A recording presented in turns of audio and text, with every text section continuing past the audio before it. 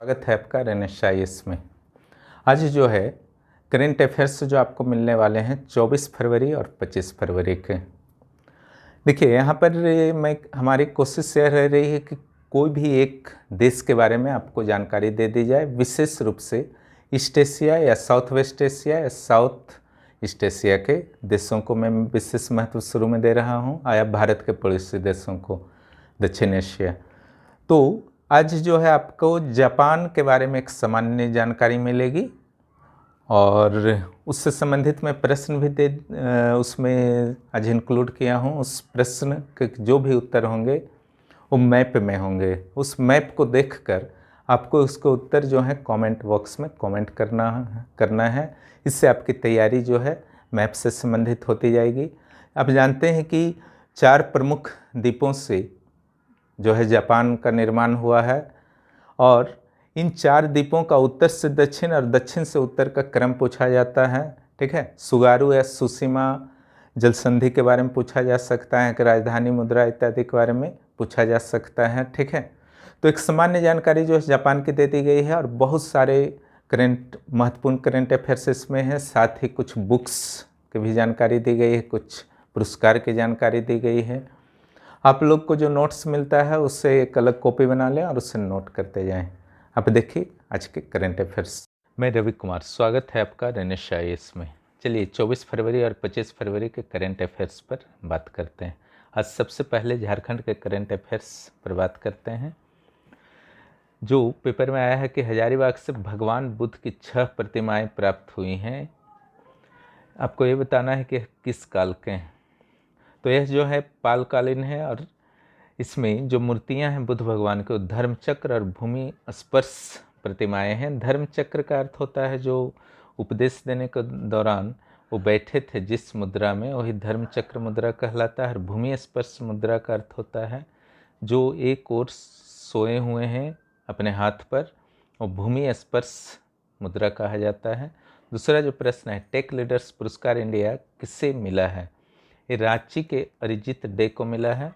तीसरा जो प्रश्न है, देश का पहला विश्वविद्यालय जिसके द्वारा न्यूक्लियर भूगर्भ विज्ञान में सर्टिफिकेट कोर्स की शुरुआत की गई है, यह रांची विश्वविद्यालय है। यह देश का पहला विश्वविद्यालय बना है। पावर लिफ्टिंग स्टेट चैंपियनशिप में स्ट्रॉन्ग वुमेन का अवार्ड किसे प्राप्त हुआ है? तो धनबाद की ज्योति कुमारी को प्राप्त हुआ। और स्ट्रॉन्ग मैन का खिताब जो है रांची के अनूप कुमार को मिला है। इम्पोर्टेंट है ये। झारखंड के किस अस्पताल को स्टेट ऑफ द आर्ट अस्पताल में परिवर्तित किया जाएगा? यह है सदर हॉस्पिटल रांची। चलिए अब उत्तर प्रदेश के कुछ करेंट अफेयर्स पर बात करते हैं। उत्तर प्रदेश के वित्त मंत्री सुरेश कुमार खन्ना के द्वारा कितने रुपये का बजट 2021-22 के लिए प्रस्तुत किया गया है? यह है 5,50,271 करोड़ रुपये। 5,50,271 करोड़ रुपये का। यह बिहार के बजट से लगभग दुगना है। दूसरा जो प्रश्न है, प्रधानमंत्री किसान सम्मान निधि में उत्तर प्रदेश को कौन सा स्थान प्राप्त हुआ है? यह आज के ही पेपर में आया है।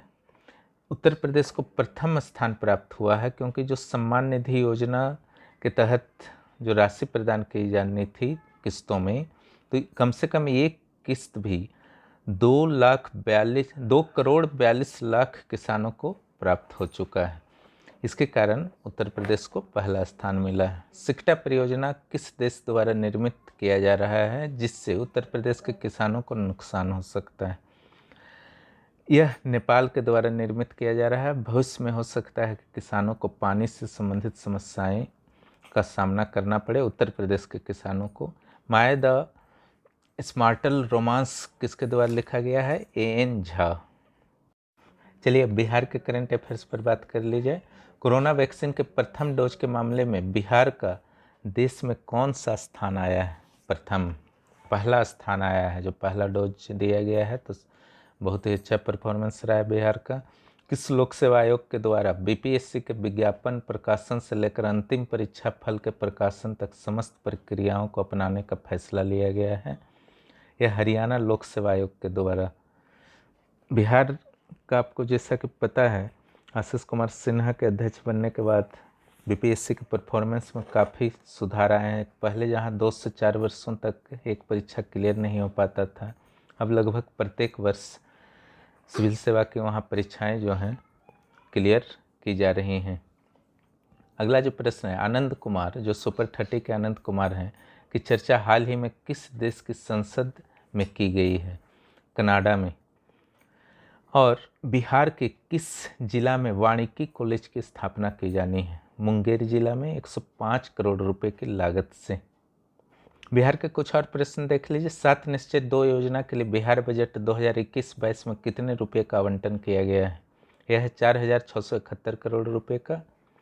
बिहार का जो बजट था 2,18,303 करोड़ रुपए का इस बार था 2021-22 के लिए। APJ Abdul Kalam science city की स्थापना कहाँ हो रही है? तो पटना में हो रही है, बापू टावर के समीप ही यहाँ बन जाएगा। वहाँ पर बहुत सारे बिल्डिंग्स भी बनाए जाएंगे। अगला जो प्रश्न है, किस रेलवे स्टेशन को एयरपोर्ट की तरह बिहार में विकसित किया जाएगा और यह विश्व स्तरीय रेलवे स्टेशन की श्रेणी में आएगा?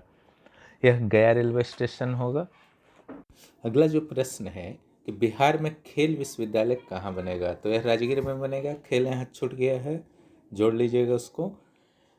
और इसके साथ ही पहले भी ग्लास ब्रिज बनाया जा चुका है राजगीर में। इसके अलावा अंतर्राष्ट्रीय क्रिकेट स्टेडियम बनने वाला है। राजगीर जो है एक टूरिज्म हब के रूप में विकसित हो रहा है बिहार का। अगला जो प्रश्न है, द लास्ट सोल नामक पुस्तक ओल्गा टोकार्जिक के द्वारा ट्रांसलेट किया गया है, मूल रूप से अंग्रेजी में था। उस अंग्रेजी पुस्तक का नाम बताइए जिसका यह अनुवाद है। तो यह है जगू बियोना डुस्जा। ठीक है, इंपॉर्टेंट क्वेश्चन है। चलिए अब राष्ट्रीय और अंतर्राष्ट्रीय करंट अफेयर्स पर कुछ बात कर लिया जाए। गोवा भारत का पहला फिशरी हब बन गया है। केंद्रीय मत्स्य मंत्री गिरिराज सिंह के द्वारा 400 करोड़ रुपए इस उद्देश्य से गोवा में निवेश किया जाएगा, उनका कहना है गिरिराज सिंह का। नागालैंड में शिक्षा विकास के लिए विश्व बैंक के द्वारा $68 मिलियन भारत को कर्ज दिया जाएगा और नागालैंड के शिक्षा विकास के लिए से इन्वेस्ट किया जाएगा। एशियन डेवलपमेंट बैंक के नए मैनेजिंग डायरेक्टर कौन बने हैं? वुचोंग उम बने हैं, दक्षिण कोरिया से संबंधित हैं। हालांकि जो एशियन डेवलपमेंट बैंक के अध्यक्ष होते हैं वो ट्रेडिशनली जापान के ही कोई व्यक्ति होते हैं। VLSR-SAM सरसम मिसाइल जो हाल ही में integrated test range Chandipur Orissa से छोड़ा गया है, उसकी रेंज कितनी है? तो यह 40 से 50 किलोमीटर। इस मिसाइल को विशेष रूप से इंडियन नेवी के लिए छोड़ा गया है। VL सरसम का जो फुल फॉर्म है वह vertical launch short range surface to air missile.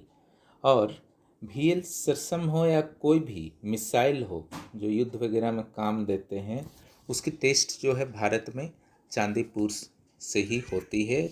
इस कंसेप्ट को याद रखिएगा। और PSLV वगैरह के टेस्ट जो है श्रीहरिकोटा से या अन्य स्थानों से होते हैं। चलिए अब अगले पेज पर आते हैं। बिकॉज इंडिया कम फर्स्ट नामक पुस्तक किनके द्वारा लिखा गया है? यह राम माधव के द्वारा लिखा गया है, जिनका संबंध बीजेपी और RSS से रहा है। और ऐसे प्रश्न जो है अक्सर परीक्षाओं में आते हैं। जो अगला पुस्तक एक और दिया गया है, stories I must tell the journey of an actor, किस प्रसिद्ध अभिनेता की ऑटोबायोग्राफी है? एक कबीर वेदी की ऑटोबायोग्राफी है। अगला प्रश्न जो अहमदाबाद के मोटेरा स्टेडियम का नया नाम क्या रखा गया है? तो नरेंद्र मोदी क्रिकेट स्टेडियम रखा गया है।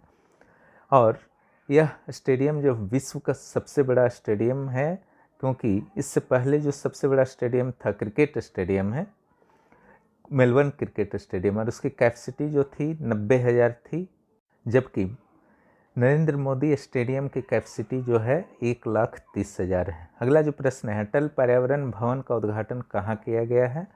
तो यह लक्षद्वीप में किया गया है। चलिए अगले पेज पर आते हैं। नासा के मार्स मिशन का नेतृत्व किसने किया था? ये भारतीय मूल की थी, स्वाति मोहन, उनके द्वारा किया गया था। आप जानते हैं कि नासा द्वारा एक रोवर भेजा गया है मार्स पर, जो सफलतापूर्वक वहाँ लॉन्च कर चुका है। एक है आपका अगला प्रश्न जो है, क्रेमेथोडियम इंडिकम नामक अल्पाइन प्लांट की खोज वैज्ञानिकों के द्वारा भारत के किस राज्य में की गई है? तो यह अरुणाचल प्रदेश में की गई है।